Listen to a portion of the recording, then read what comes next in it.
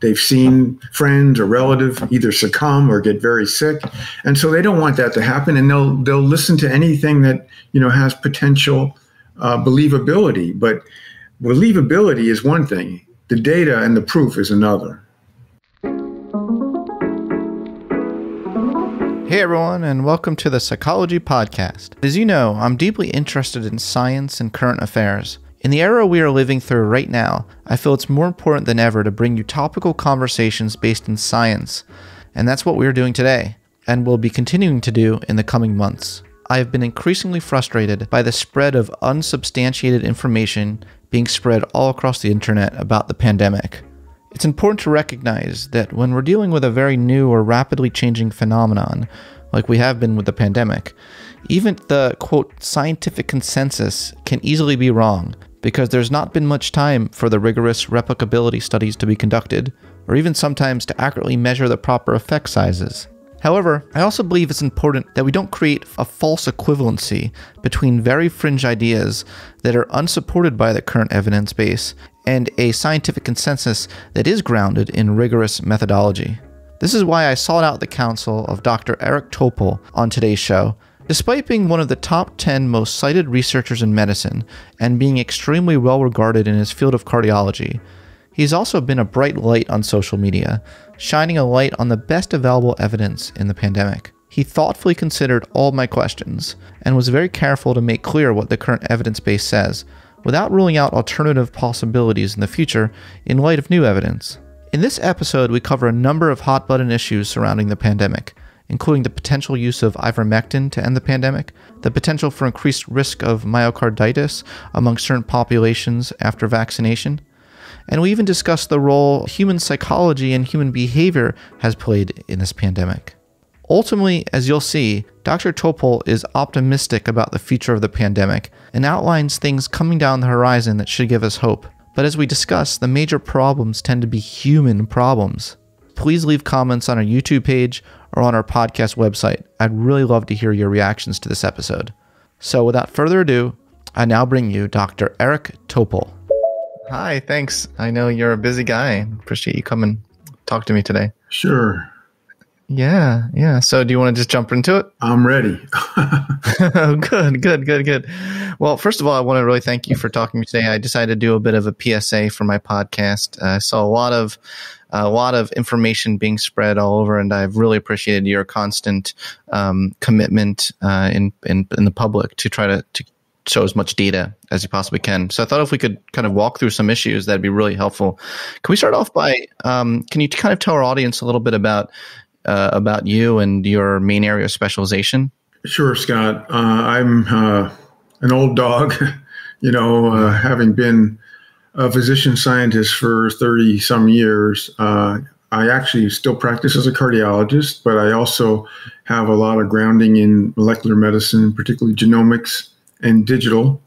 And at the beginning of the pandemic, I decided to devote some effort to try to help understand it and help share what I hope is good information. So I've been staying on that in addition to all the other things I normally do, which is heading up the Scripps Research Translational Institute here in California.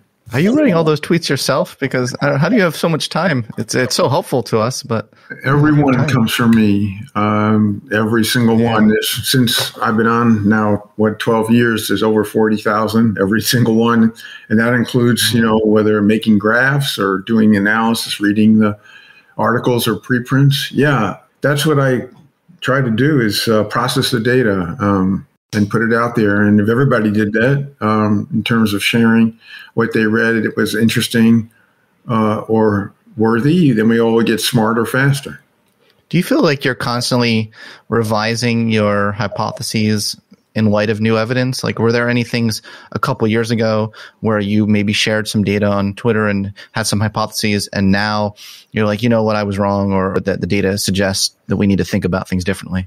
Oh, sure. I mean, I think we've learned a lot along the way. I mean, a good example was the Alpha variant, where it looked pretty ferocious in the UK when we first saw it, and that the concern was it was going to wreak havoc here in the US.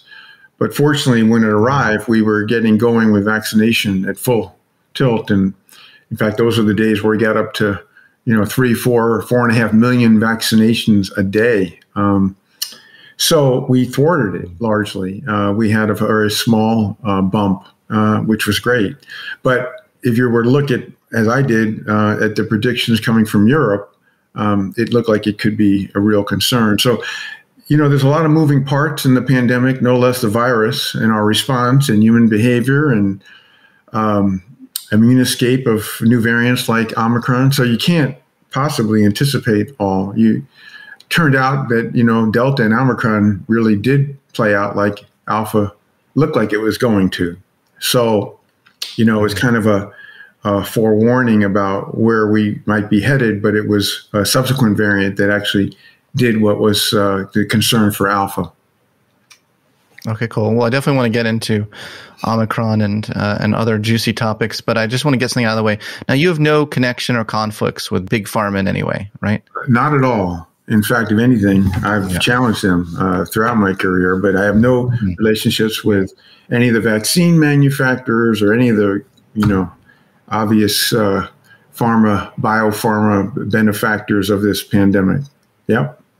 Okay. Can you explain to our listeners what an emergency use authorization even means? Because you have a lot of people that are skeptical of that. And can you kind of set the record straight on that a little bit, or at least clarify? Well, we only had the Pfizer vaccine get it a full authorization, and Moderna, just in recent days. So the problem with the emergency use authorization originally, back in November 2020, when both of those vaccines and then subsequently others got this EUA designation, is that it is, as it implies, it's not a full authorization. It's based on the sense that it's an emergency, and the criteria for such an EUA is may be effective.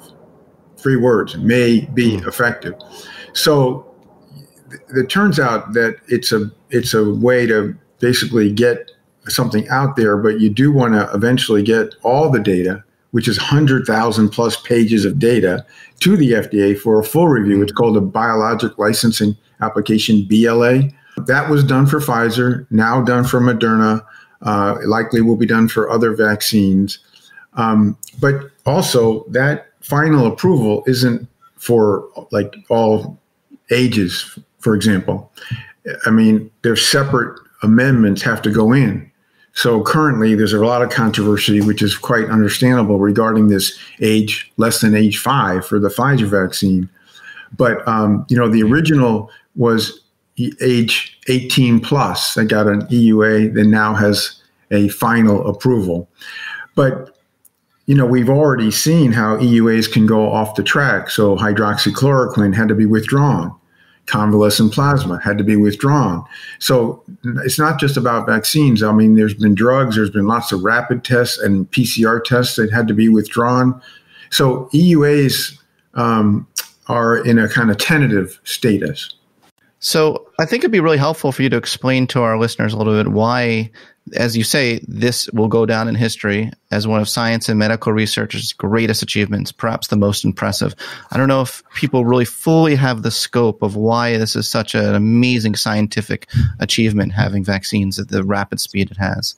Right, Scott. Well, here, I guess, reference is that it's taken about 10 years on average from identification of a pathogen to a successful vaccine. But there are many pathogens where we never had a successful vaccine, like HIV and malaria and a long list, okay? So the fact that we not only shortened the 10 years to less than 1 year from the identification of SARS-CoV-2, and it was successful with a 95% reduction of symptomatic infections, is unbelievable and replicated to 2 different vaccines. So it wasn't just a hyper compression of time or acceleration. It was also the super efficacy, at least to start with. Of course, that changed over time and with variants. So that is a momentous finding. It obviously builds on about 3 decades of mRNA efforts that required amazing amount of perseverance. So it wasn't just a flash in the pan sort of thing.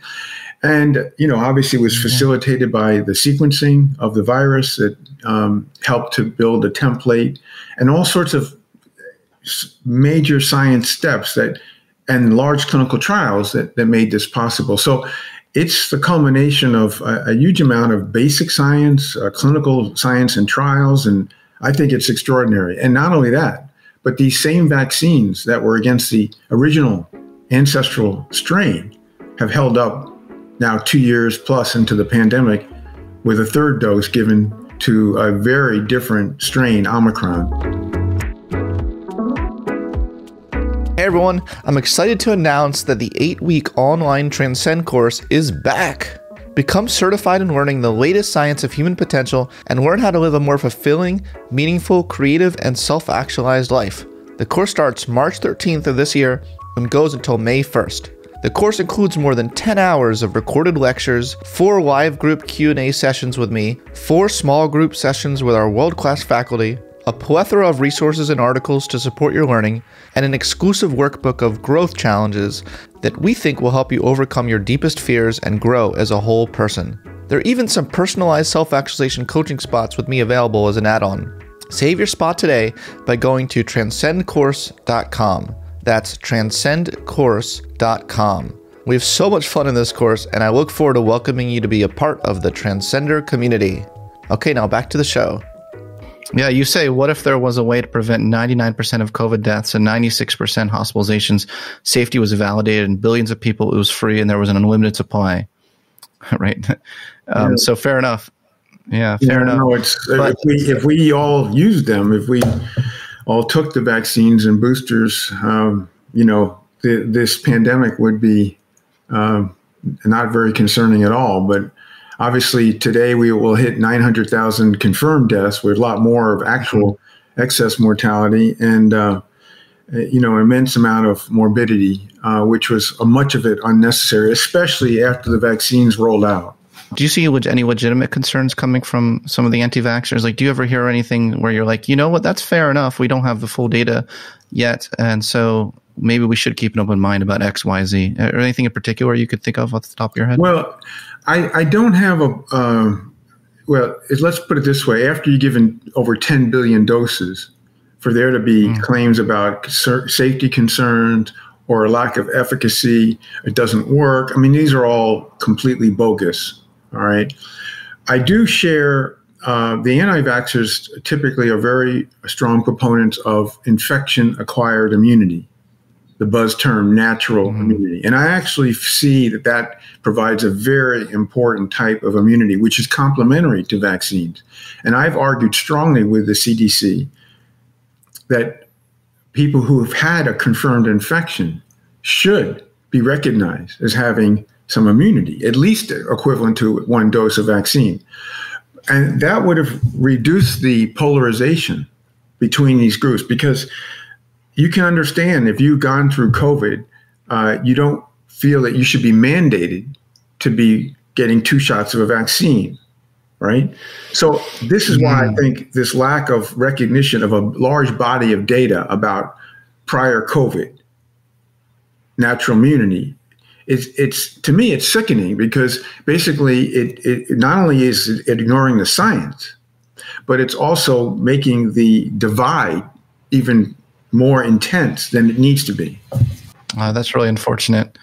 I mean, there's concerns about various side effects that may come. Obviously, the myocarditis controversy, and I've been looking into that. And if I just do my usual Google Scholar search, I don't find many papers that argue that a risk is greater with the vaccine than if you get COVID itself.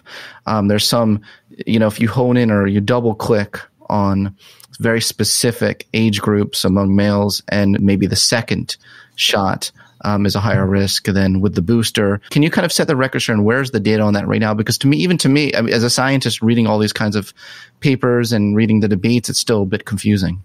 Yeah, well, it's been used, unfortunately, against the safety of vaccines, when I don't think that's true. Right. It's unfortunate that in the teen group, not so much in the group under age 12, but in the teen group of 12 to 17, and in young adults, mostly males across these ages, that is between 18 and 30 odd, there is an increased risk of vaccine-induced myocarditis with mRNA vaccines. It's more with Moderna than Pfizer because the Moderna dose is much higher than that of Pfizer.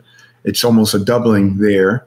It's extremely rare, though, and most of the cases are self-limited. However, the point that you're getting at, Scott, is that the COVID-induced myocarditis is much higher incidence. It's still low, but it's much higher incidence than the vaccines. So there is a risk there. It's mainly in the second dose. It's mainly in males. It's barely shown up in the younger than age 12. That is, in the 5 to 12, there's been 12 documented cases. All of them were self-limited. They recovered, and that's among 9 million doses administered to age 5 to 12. Now, that's Pfizer. There hasn't been a Moderna in the 5 to 12 age group. So I understand I mean, I'm a cardiologist. I have deep respect for myocarditis, I can tell you. So the COVID myocarditis is more common from the infection. It's also more severe and worrisome. We don't understand the mechanism of the myocarditis from the vaccines, from mRNA vaccines. They don't occur with other vaccines. It's troubling when you don't understand how it occurs. Okay, I don't like that. I like to know why it occurs, right? But I would not at all hold back on using the vaccines in the teens because of this low risk, very, very low risk side effect. So that's kind of where I'd sum up the data at this point. Thank you. I appreciate you being so reasonable. Dr. Topol, it seems to me, and I just wanted to get your take on it, that there are some topics that are taboo to even discuss. It seems taboo to discuss the risks of over-vaccinating young people. It seems like just a taboo topic in general, just even talking about it. I did find a very interesting perspective from Dr. Paul Offit, who said that he did not personally feel young people benefited from boosters, and that he advised his own son against getting a booster. And I respect Dr. Offit's credentials and his background. I just wanted to just have a reasonable conversation with you. Your thoughts about that? Do you think it's reasonable to even discuss and look at different sources of data to allow people to make the decision whether or not they want to vaccinate, especially within certain age groups? Well, I mean, I know Paul Offit very well. We're friends. I've interviewed him multiple times. I've been very surprised about his views about adults getting boosters, because I think the data there is absolutely unequivocal for reduction of hospitalizations. The teens and younger children, I mean, there's obviously some divide there. It's harder to argue with the children because of their risk being low. However, remember, it's not just vaccinating for prevention of death or hospitalization, which the rates are low. It's also vaccinating because we know vaccines are reducing long COVID, which does occur in children. We also know that that with children, we want to avoid secondary attacks to their parents and their network and their grandparents. And also, we want to keep schools open. Obviously, we missed out on that almost the first year of the pandemic. We sure don't want to keep seeing that happen. So there are good reasons, because of the safety, to use vaccines in children and teens, in my view. Many good reasons. And there are the rare, very, very sick kids across these different age groups. Paul Offit has been against boosters from the get-go. Boosters of all against all ages. And I have to say that among the various vaccinologists and experts, he and a few others stand alone. They are not, their views are not shared by the majority of experts in the field. I mean, you're obviously open to even discussing it and open to new data that may come out. Do you think it's possible that data could come out someday that shows that it's probably not necessary to use the booster for certain age groups? We were just talking about vaccination in young age groups. As far as the booster, right now, booster, I think yeah. the data that we have is age 18 plus. I'm not talking about boosters Right. of children. No, or teens. You could argue the teen story with boosters if you want to maintain that high level of efficacy because of the waning issue. Yes, but I'm not arguing here that boosters need to be given to less than age 16 because we don't have data in that regard. Wonderful. Thank you. Yeah, I was worrying about that. Ivermectin. Okay, ivermectin. So what confuses me about it, because I'm trying to read all the studies and get to the truth. I do see that this meta-analysis that came out that people like Brett Weinstein were talking about and using that as data. I see a lot of problems in that meta-analysis, small sample sizes, et cetera. What I'm trying to understand is when I read Andrew Bryant et al.'s response to that, they said that even if they exclude this particular study by Algazar, there's still a clear result showing that 49% mortality in favor of ivermectin and 87% reduction in COVID-19 infection in favor of ivermectin. That, can you kind of set the record straight from that, or kind of clarify what the best available data you've seen says? Because even from a scientific paper approach, it's a little bit confusing to get to the truth. Yeah, I mean, I reviewed all the data at the time with Sam Harris on his podcast. Mm-hmm. I love that episode, by the way. Yeah, thanks. And, I think the important thing here is, as I pointed out then, and I still stay with it now, is there may be a signal of ivermectin having some efficacy. However, we can't be sure because there hasn't been any good trial large enough with the same dose. And also you want to ideally see it replicated to prove it. So that's why what we have is we've had 2 studies that had to be retracted because of fraud. And those were the largest studies. And we're left with this hodgepodge of many different small trials. Another one just came out in preprint this week where it's not significant on its own. And then just, lumping them together, you stitch something with different doses and different indications. And it's basically, you can't conclude anything from that, right? So I would love to see, large trials with ivermectin versus placebo with a fixed dose or testing multiple doses for the different indications, that is as a treatment or as a prevention. But for people to go ahead and assert that it would cure the pandemic, it would end the pandemic, and that 99% of cases would be prevented by ivermectin, and do emergency podcasts on Joe Rogan, for example, that's where you cross the line. So, I think until there's proof, like there's proof for Paxlovid, right, and other treatments that are done properly, then you can't be, hyperbolic and make these ridiculous claims. And so that's the unfortunate part. I have never used the word horse pills or any of this demeaning stuff because I think there's potential for ivermectin. It's not over yet, but just get the darn data before you broadcast about how it will cure and end the pandemic. Yeah, you're seeing that all over the place. You're seeing people running with the slightest of data that fits what some people, it seems like what they want to be true. What's your take? Yeah, there's various reasons for this ivermectin. We saw it with hydroxychloroquine too, right? And we did. Everybody wants a kind of a cure and a miracle and something that's very easily attainable, that's inexpensive and mass produced. Sure, we all want that. And it's in some ways it's predatory because if you say it does that and you don't have the data and it's widely available, whether it's through veterinarians or whatever the way you get it, it creates trouble because you give people false hopes, and it's really unfortunate. And we don't want that to happen because a pandemic, obviously a lot of people are subject to, they're worried, and they've seen friends or relatives either succumb or get very sick, and so they don't want that to happen, and they'll listen to anything that has potential believability. But believability is one thing; the data and the proof is another.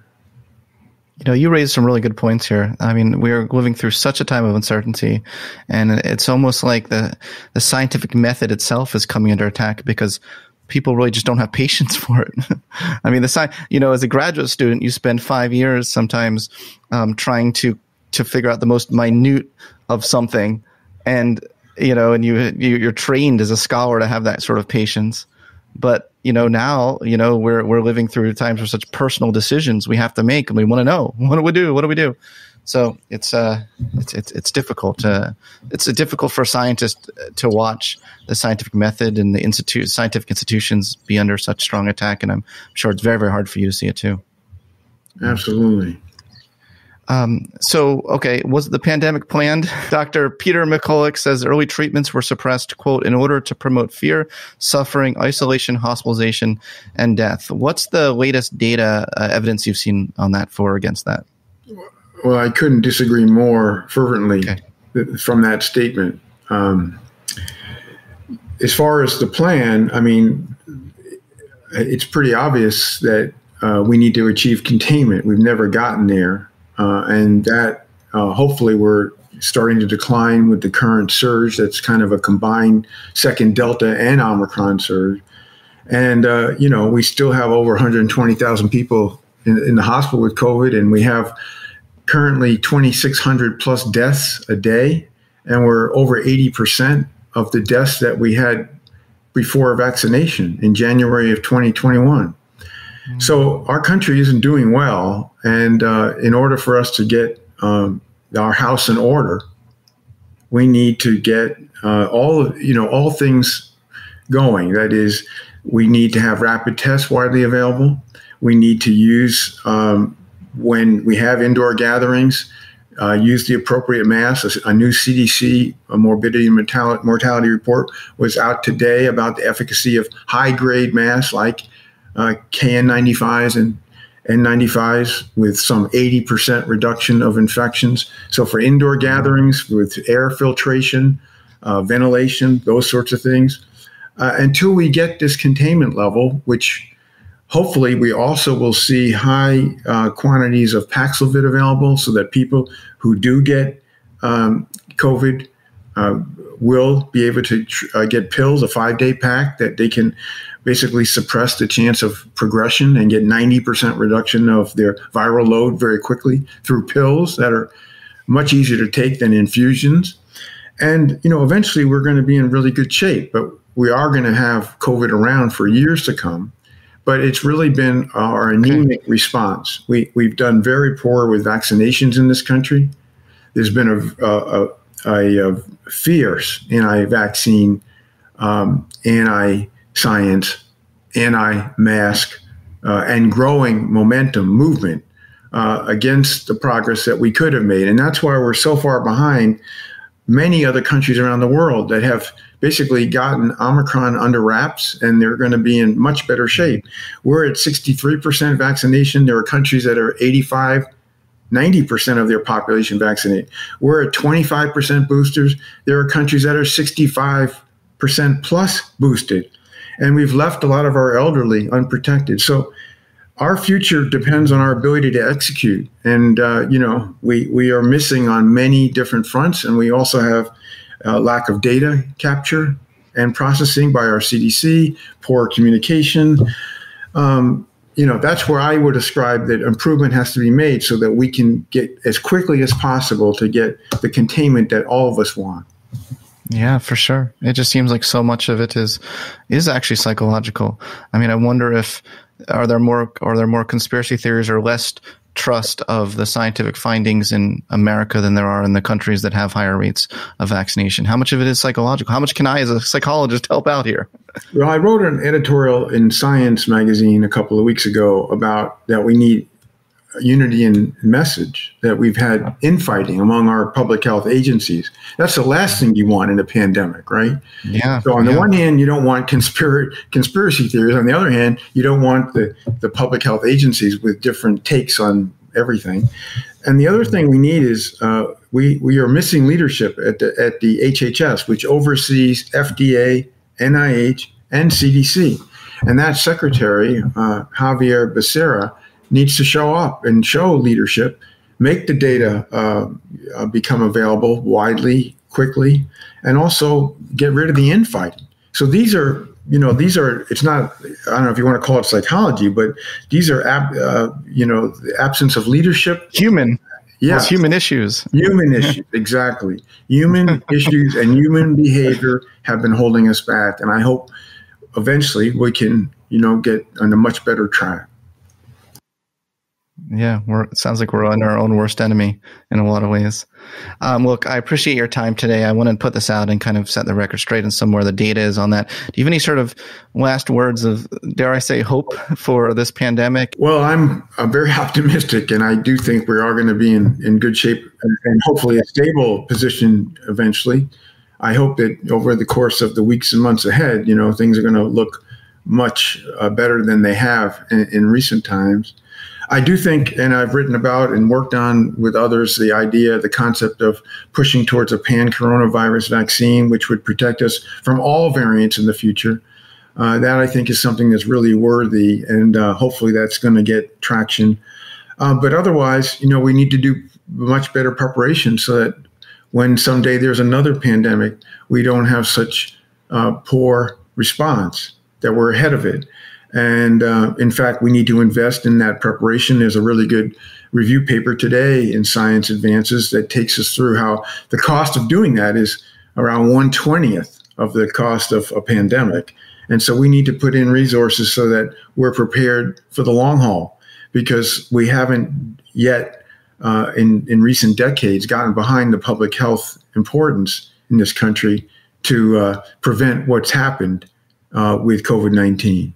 Yeah, and there's a lot of people who just have a lot of misconceptions about what exactly this mRNA vaccine actually does. Some people think it's gene therapy. Can we make it very clear it does not actually change the genetic structure? That's not how this vaccine works. Yeah, I mean, this is preposterous. This has been put out by Robert Malone and others. It's completely fraudulent. There is no change of the genetic of a human being from an mRNA nanoparticle package that goes in as a vaccine. So this is the kind of stuff that's really held us back, and we can't tolerate. Well, I really appreciate your time today, and keep it up. Keep up the good public science communication and the research. Thank you. Thanks, Scott. Thanks for listening to this episode of the Psychology Podcast. If you'd like to react in some way to something you heard, I encourage you to join in the discussion at thepsychologypodcast.com or on our YouTube page, The Psychology Podcast. We also put up some videos of some episodes on our YouTube page as well, so you'll want to check that out. Thanks for being such a great supporter of the show, and tune in next time for more on the mind, brain, behavior, and creativity.